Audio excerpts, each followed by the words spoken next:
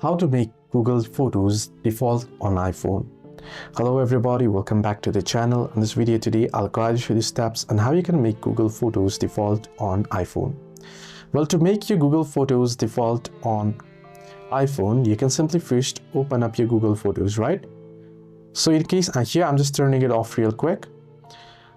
But what you want to do is first you want to turn off your iCloud backup. So head into settings, under settings tap on your profile name there, and then head into iCloud and you can see photos. You want to tap on it and you want to open this page.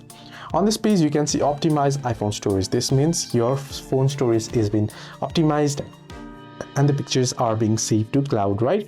So you want to tap on download and keep originals. This way all your pictures will be downloaded and kept in the original resolution on your iPhone.